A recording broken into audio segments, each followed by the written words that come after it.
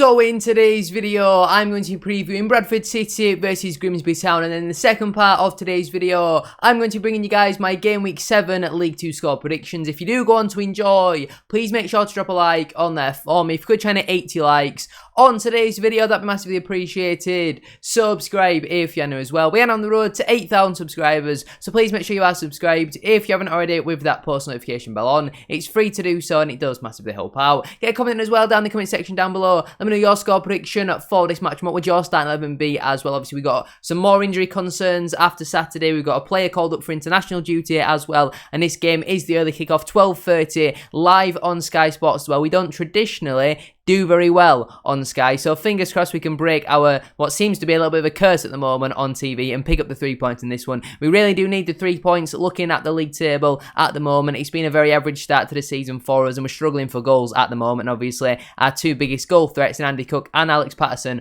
are both going to be out for a number of weeks. Make sure to drop a like on there for me, subscribe if you're new as well, and let's get into it. If we start out then with the current Sky Bet League 2 table, my team Bradford City, we currently sit 15th in the table. After 6 games, we've got 2 wins, 2 draws and 2 defeats, scoring 4 goals and conceding 6, which leaves us on a -2 goal difference and 8 points. Our last couple of matches then have been a draw, a win, a loss, a draw and a win. Them last couple of matches then being a 0-0 draw away at Mansfield Town, a 1-1 draw away at Wrexham, winning 4-3 on penalties, a 1-0 win at home to Crewe, a 3-0 defeat away at Morecambe and a 1-1 draw away at Stockport County. If we compare that then to Grimsby Town, they currently sit 12th in the table. After 6 games, they've got 2 wins, 3 draws and 1 defeat, scoring 8 goals and conceding 5, which leaves them on a positive 3 goal difference and 9 points. The last couple of matches then have been a win, a draw, a win and a loss, so they are on some pretty decent form at the moment. Them last couple of matches then being a 2-0 defeat away at Barnsley in the Papa John's Trophy, or the EFL Trophy it's called these days, a 2-0 win at home to Gillingham, a 2-2 draw at home to Man City's under-21s, losing 4-2 on penalties. Man City's under-21s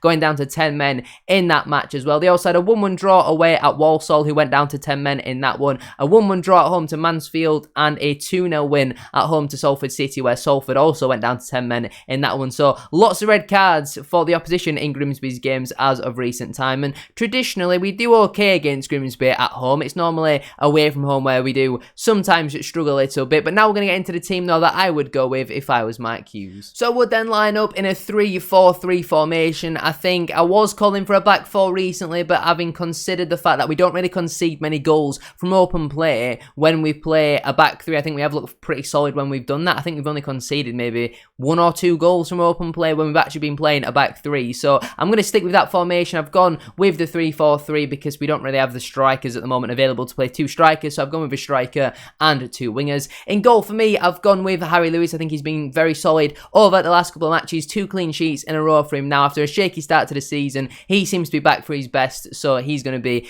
in between the sticks in my opinion. Into the back 3 then, on the right side, I've gone with Matty Platt. I don't think he played too bad against Mansfield, couple dodgy passes here and there, but what do you really expect from a League 2 defender? You know, every now and again they are going to make some dodgy passes. Defensively has been very solid for us so far this season. I think he has been our most consistent defender, so I've gone with him on the right side. In the middle, I've gone with Sam Stubbs. Now I think in the back 3 his position is actually not guaranteed, to be honest with you. I thought last season brilliant in a back 4. This season though in the back 3 it's really not suiting him, and I don't really know why. Defensively he doesn't look too bad, but on the ball his passing is just massively decreased. I don't really know why, but some of his long distribution looks absolutely shocking at times, and obviously he can't play him on the wide side because he's not got the pace to physically do so, so he has to play in the middle, and with our options at the moment he is still our best option to play there, but I'm a little bit concerned about Stubbs' performances so far this season. On the left side, I've gone with Kieran Kelly. Now I thought it was his best performance of the season so far, potentially in the Bradford City shirt so far against Mansfield on Saturday. I think as each game's going by, he's slowly getting better and better, and obviously he gives us that left-footed balance at the back. He's an absolute unit, and while I think he has lacked the pace a little bit at times, I thought defensively he was absolutely brilliant against Mansfield on Saturday. Stepped in with the ball quite well, couple good interceptions in there as well. I thought it was a really, really impressive performance from Kieran Kelly against Mansfield, so he has to stay in this team in my opinion.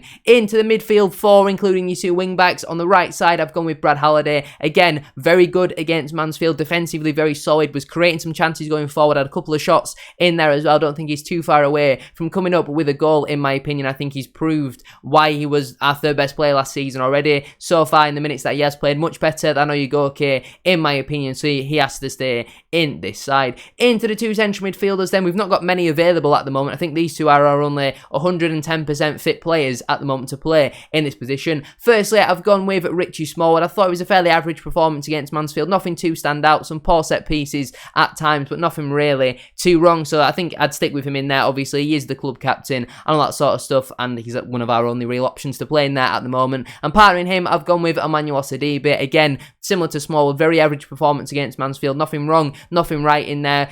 Was a little bit better in that game than what he has been so far this season. I think as he gets more minutes, he will get better and better. We know there is a player in Sidibe. He just needs to bring it out on a much more consistent basis. And obviously, with Patterson being out injured for a couple of weeks, it is a big opportunity now for Sidibe to stake his claim and really try and stay in that side. So I've gone with him in the centre of midfield. And on the left side of the wing-back role, I've gone with Lewis Richards. Absolutely brilliant so far. Since he's come in from Wolves, I've been really, really impressed with him. Very good defensively. Great going forward as well. He's got good technical ability, decent size, decent physique, and I just think overall he's a very well-rounded, solid left wing back to have. So for me personally, he absolutely has to be in this side. Into the front three on the right wing, right number 10 position, I've gone with Bobby Point, and I think every time he's played so far this season, he has been very impressive. And obviously with Clark Adore not being available through international duty, it's a perfect opportunity to give Poynton a chance for me, and I think he definitely would take it. I know because of how energetic and high press he likes to play, he might not be able to play the full game, but that's why you've got options on off the bench, and we signed a number of attackers recently, so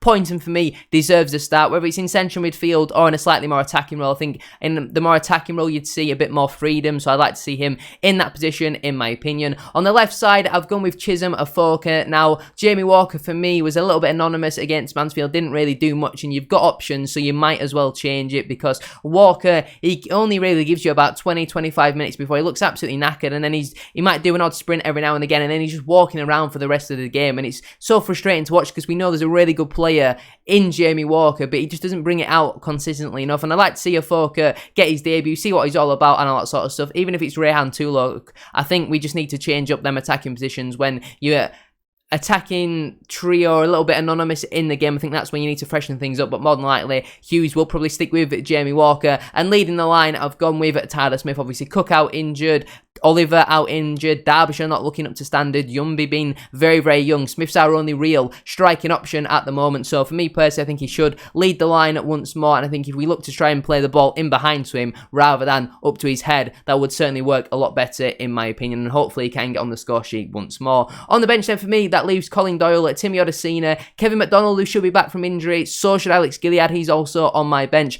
Adam Wilson, Jamie Walker and Rehan Tulok. The players currently unavailable are Ash Taylor, Jonathan Tompkinson, who's got an ankle injury, he's going to be out until around October time. Alex Patterson's going to be out for a few weeks. Harry Chapman has unfortunately had a 1 week setback. Clark Adore is on international duty with Kenya. Andy Cook's going to be a few weeks, and Viden Oliver is also out injured as well, which means the players missing out through selection, in my opinion, would be Heath Richardson, Daniel Oyegoke, Harvey Rowe, Liam Rideout and Dylan Yumby. Now then, we're going to get into my Game Week 7 League 2 score predictions. Starting out then with the early kickoff between Bradford City and Grimsby Town, I'm going to go with a 1-1 draw. Into the 3 o'clock kickoffs then, AFC Wimbledon versus Stockport County, I'm going with a 2-1 home win for Wimbledon. Accrington Stanley versus Mansfield Town, I'm going with a 2-1 home win for Accrington. Colchester United versus Tranmere Rovers, I think finishes in a 0-0 draw. Crawley Town versus Newport County, I've gone with a 1-1 draw. Forest Green Rovers versus Crewe at Alexandra, I've gone with a 2-1 home win for Forest Green. Gillingham FC versus Harrogate Town, I've gone with a 2-0 home win for the Gills.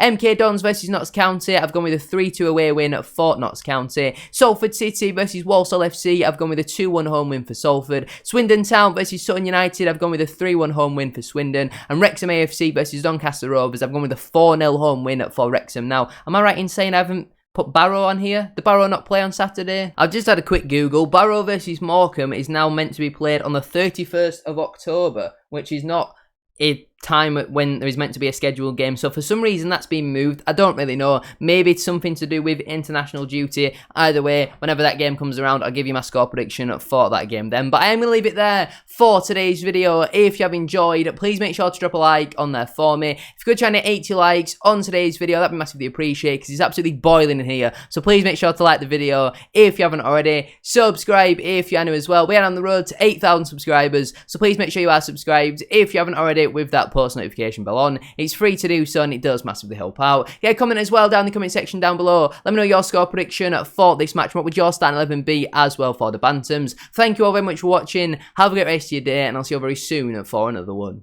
Peace.